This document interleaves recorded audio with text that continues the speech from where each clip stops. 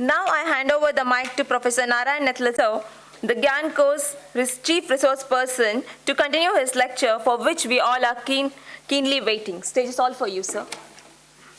So, I see fewer people because it's raining, people are sleeping late. Or you figured out that this is too boring to get up early in the morning. No? Okay. So, today is completely characterization. Okay, so we'll do quite a bit of advanced techniques. Let me know if I'm going too fast, I'll slow down. There is no reason for me to cover everything that I have to cover in this 5 days. It's impossible. So the idea is to get you as much information as you need in a way that you can absorb the information and hopefully be able to use that information. Otherwise, it's like a politician speaking, right? You'll come, you'll listen, you'll feel good when you're listening, and after that, nothing happens. We don't want that to happen, right? So, when politicians speak, you really get excited, you feel a lot of things. I don't want that excitement here, right? So sometimes when students say, oh, sir, this was a great talk, I said, oh, that's a problem then. If it's a great talk, you were just looking at the energy of the talk, not the substance of the talk. Those are different things, right? And sometimes people like people who speak really well and make you happy and entertained. But actually, when you look at the value, when you're really happy when you hear something, be always worried. Okay? They are appealing to your emotional senses in making you happy. I want to appeal to your intellectual senses. And it's always hard. It's always difficult. Why? Because we are traditionally, again, like I keep telling with materials, we are traditionally in a state of low energy. Okay? We want to be stable, happy where we are, not take any risk. Oh, it's too complicated, forget it, let somebody else do it, right? So let's not do that. Think for yourselves what we are talking about. Think through while I'm giving you these different ideas. Ask me questions. I may not know everything, but I'll try to answer it as much as I can. If not, there are always books and literature and Google for all of us, right? Be careful when you do Google though. So we were doing MIP. You remember this yesterday? So we were looking at how to characterize the pore structure. And I told you that the structure of the pore system is extremely important in dictating durability, later age properties, a lot of different things. And I also gave you pointers on the fact that when you measure something, especially with the pore structure, you measure different things for different purposes, right?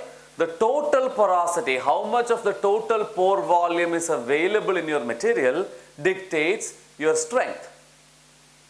Whereas, how that pore structure is connected, what is the network looking like in the material determines what? Durability. So, two different characteristics of the same material property determines the performance. The mistake that we do all the time, and you say, like I keep telling you, I'll keep harping on this point, our specifications are so loosely written that you take care of the most unimportant point. The contractor gets paid for the most unimportant thing on the material. Contractor is so safe, he knows that 5 years down the line when this building corrodes, nobody is coming after me, right? I need to show them this 40-45 megapascal strength tomorrow to get my payment. Least common denominator is what everybody is working on. So, you make those measurements, right? This is like human tendency.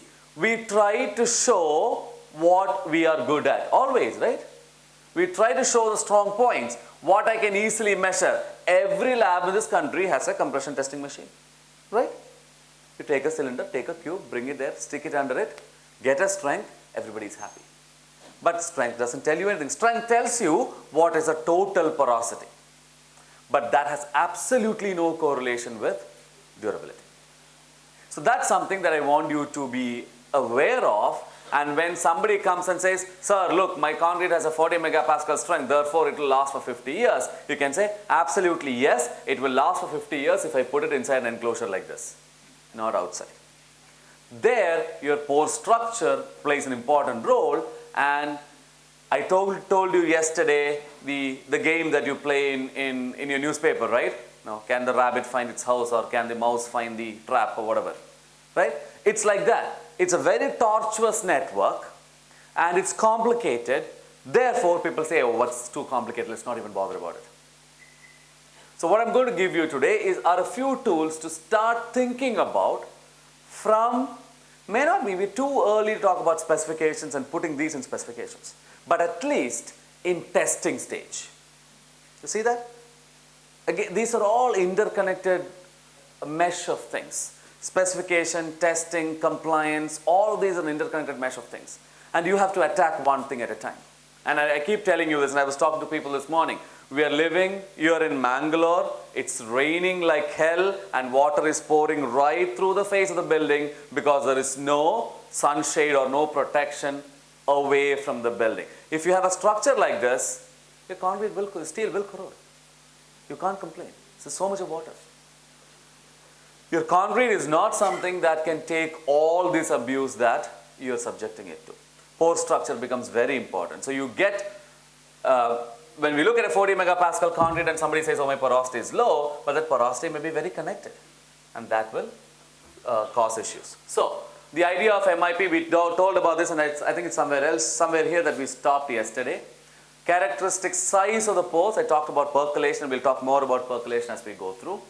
So there are some issues with MIP. So any test method has issues. I gave you all the issues that you have with a compressive strength test, right? That you can go and tell anybody what is wrong with the compressive strength test. Mercury intrusion test also has problems. Remember, what are we doing? Under a triaxial state of stress from all three sides, you are pushing mercury, a non-wetting fluid, into a pore system under extreme pressure, right? Now, your pore structure, like I said, is not just a nice pure cylinder. It's a very tortuous structure, changing sizes and shapes as you go through. So, think about your ink bottle. That's what they use the example. Ink bottle. Take a bottle. Bottle has a neck, bottle has a body, right? So, if the mercury goes us through, and you remember, we are relating the size through what? Through pressure, right? So, the applied pressure is related to the size of the pore. So, think about a big pore to which you need a small pressure to go through, and then a small pore to which you need a high pressure to go through, right? But what happens if after that small pore, there is a bigger pore? Do you need more pressure then? The applied pressure is more than enough to get to the big pore. But what is your instrument seeing? Still a small pore, because you have applied that pressure that should go through the small pore. You see that? So suddenly a big pore is identified as a small pore, right? So you start underestimating the size of the pore, and you start making the problem more complex than it should be. That's a standard problem with mercury intrusion porosimetry. You can't do anything with it because the physics of the problem, you can't control it. So you have to understand what is really influencing those parameters. And that's where extrusion starts to help. You see this? Now, it will extrude out of a larger pore faster. And what you're missing here between maximum intrusion and whatever was extruded is what is trapped inside, and it's typically trapped inside the smaller pores. Get the idea? So this is the technique. So just to be aware of, and for people who are doing research, when you report MIP data, be aware of what the pitfalls are so that a reviewer will not come back and tell you that you haven't thought about this. Right. Yes.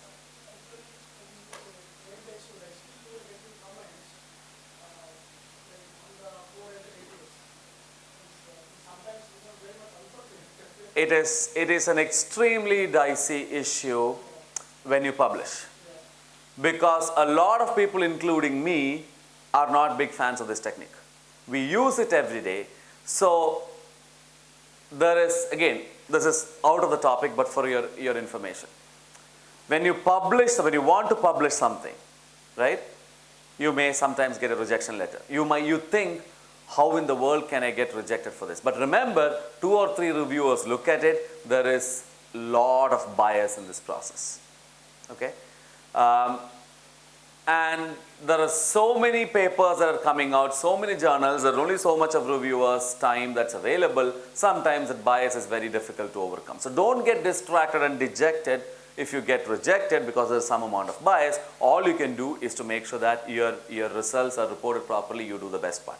Now coming to the idea of pore entry radius. If you just report the total porosity with MIP, nobody will bother. You're totally fine. Your pore entry radius is when you specifically say a pore entry radius, it is a very dicey issue because which pore entry are you talking about, right? You have so many different pores. Are you talking about the entry of a pore from outside? Are you talking about the entry of a constricted pore? So if you start defining what you mean by pore entry, it makes it clearer for the reviewer. I would completely go away from the idea of pore entry, and I'll talk about that as we go through. I will never use the word pore entry because there's nothing like pore entry. You have this connected network of pores, it's completely connected. You're entering only on the surface of the specimen. After that, there is no more entry. These are just channels coming back and forth. So on the surface, what you get are just entry points, but they don't mean anything because your surface, you've prepared it in some fashion. So that is already influenced by the way in which you prepare the specimen, right? So you would not use the word pore entry. You would use either threshold size, characteristic size, percolation pore size, any of that. They are much more scientific. I'll never use mean size. That's why I kept on telling you about the problem with averages, right? In a structure like this, and I showed you yesterday, the range of size of pores. If I am a gel pore, what's a capillary pore? The size of Mars. If my size is a gel pore, a capillary pore is size of Mars. What does averaging mean when you do these sizes, right? So you're entering into very treacherous territory if you say an average size of a pore, because there is nothing between 10 to the minus 9 meters and 10 to the 9 meters, the average is 1. Makes no sense, right? So you don't do mean pore sizes. Again, average, that's why you specify critical pore size, percolating pore size, threshold pore size, which all have a certain physical meaning. We'll talk about percolation. I talked about the critical pore size yesterday. So all of those have a meaning. And these are the finer points that you should think of while you are characterizing the microstructure and pore structure. Okay.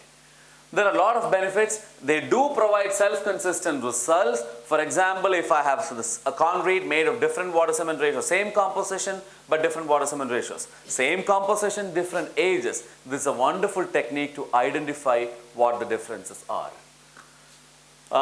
You can use it to measure difference in pore systems of cement and concrete arising from a more porous transition zone. I talked about that. This basically tells you, without telling you, that it's the effect of silica fume. That's basically what it is. You can figure out pore refinement really, really well. You can quantify, you can use it as a comparative tool. The moment you say, oh, my pore size in this concrete is 2 nanometers, you are walking on very thin ice. Because where is that 2 nanometer? Which pore are you talking about? Who said it's 2 nanometer?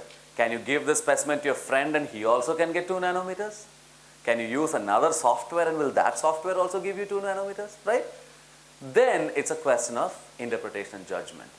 So be very careful when you specify numbers, use this as a comparative technique, and if you have to use pore sizes, never use mean, never use median, never use whatever statistical measures, use the physical measures, which are the critical pore size, the percolation pore size, or the threshold pore size, okay? So this is why, if you get a paper rejected when you write a mean pore size in MIP, when you write pore entry size, the reason is that there are so many variants that somebody can think of, okay? So we've talked about this in the previous class. Wetting angles, we did that. A few things to note, again, this is especially for students when you do it. For wetting angles less than 90, cos theta is positive, you have capillary rise. This is the basic physics of the problem. For wetting angles greater than 90, where you have in mercury, I showed you the wetting angle, right? You have a wetting angle of greater than 90, which means you have a non-wetting fluid. You have a capillary depression. So if you take a capillary tube and dip it in water, you will see water coming up in the capillary tube, surface tension effects, right? But if you dip a capillary tube in mercury, you know the convex and concave menisci, right? If you dip it in a capillary tube with mercury, your mercury will go down because the contact angle is greater than 90, cos theta is negative, therefore your 2 gamma cos theta over r is going to be a negative quantity. You have to put in a negative value of cos theta to make positive because pressure cannot be negative. That's why you see a capillary depression. So remember this when you do calculation. Sometimes it's very easy to go wrong when you do this. Okay. Now, so that's mercury intrusion per observator. Now, all of you will not have an MIP instrument in your lab. Very expensive, very difficult to handle. Especially in the US, this is an instrument that causes me the biggest trouble. So I had to instrument the lab that I've kept the MIP in with sensors that will beep in my cell phone, in our lab manager's cell phone, in the cell phone of the guy who manages our building, all of those, if the temperature of the lab goes above 85 degrees Fahrenheit, 85 degrees Fahrenheit is about 30 degrees Celsius. Because mercury starts to vaporize at about 30 degrees Celsius. So if you leave mercury out in Mangalore in summer, you will get mercury vapor. And mercury vapor is hazardous, it's carcinogenic. So again, in the US, these are huge deals. This is like, so none of our labs, so my lab where MIP is kept is a hazard level 4 lab. It's like a radioactive lab. Okay, so that's what they want it to be. So people should know what they have. So there are a lot of issues with MIP with all these advantages. So naturally we need some easier techniques, right? We need some easier techniques. So one of the easier techniques is a diffusion experiment where you can diffuse methanol or isopropyl alcohol or any of these materials with a density lower than water. What's the advantage of something with a density lower than water? They will displace water from the pore system, right? So you can use methanol, isopropyl alcohol, all of that and help diffuse into the pore structure, do weight measurements regularly, plot mass change as a square root of time because diffusion is a function of square root of time if you remember your diffusion equations, and then you can find out your diffusion coefficient. That diffusion coefficient will tell you how porous and how quickly anything can go through your system. So you use that, use the diffusion coefficient as a measure of transport. Transport can happen through the pore system. If the pore system is more tortuous, the same idea, if you have to go through a really tortuous road, you will reach your destination slower. If that same distance is a straight road, you will reach the destination faster, right? So a higher diffusion coefficient, meaning you have to go through all these tortuous pores. A smaller diffusion coefficient, meaning you ran through a straight road. Which one do you want in concrete? A longer tortuous path, right? So diffusion coefficient has to be lower, 10 to the minus 11, 10 to the minus 12. So smaller water cement ratio, lower coefficients, larger water cement ratio, larger coefficient of diffusion. Another indirect way. Now, you are making absolutely no quantifications about how your pore structure looked like.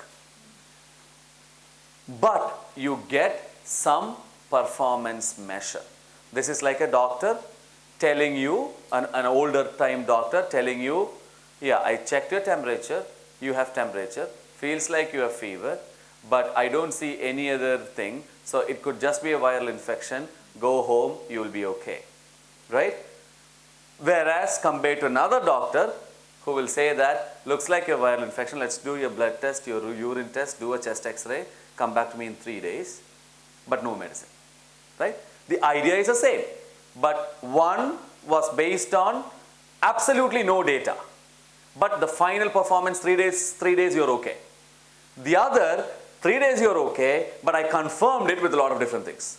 That's what MIP does. There's a lot of confirmation of what that is. The ultimate result is the same. You're looking at a performance. Is the idea clear? Any questions on this? I think that's all with transport techniques that I'll go and we'll go do now hydration product analysis.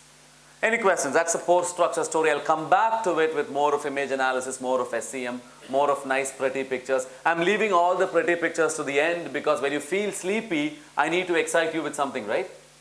So after you have your tea and you eat your biscuits and you feel sleepy, then we'll have the nice pictures.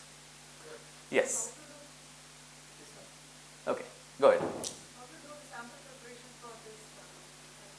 Mercury intrusion porosimetry.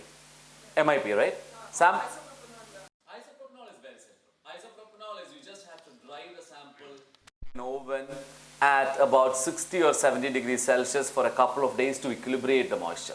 You don't want, again, a lot of times you don't want to heat it to 100 degrees Celsius because you will start cracking the specimen. So most of the time, if you can afford to do it to 60 to 70 degrees Celsius for an extended period of time, that's a better way. And that's all you need for isopropyl alcohol. For MIP, you can use, a lot of people have done different techniques. So for MIP, some people do a technique called de-drying. You remember the idea of 11% relative humidity that I talked to you yesterday? Remember that? What does 11% RH do? Take off water from even the smallest of pores, right? 11% RH meaning you have dropped down the relative humidity so much so that all the water from even the smaller pores are removed. So some people prefer de-drying. Some people prefer freeze drying. Dry under freezing so that the smaller water is removed. Removal by freezing. All of these techniques have a problem. You remember what happens if I have a small, really small pore, right? Remember the equation. P is inversely proportional to pressure is inversely proportional to the radius of the pore, right? Radius of the void.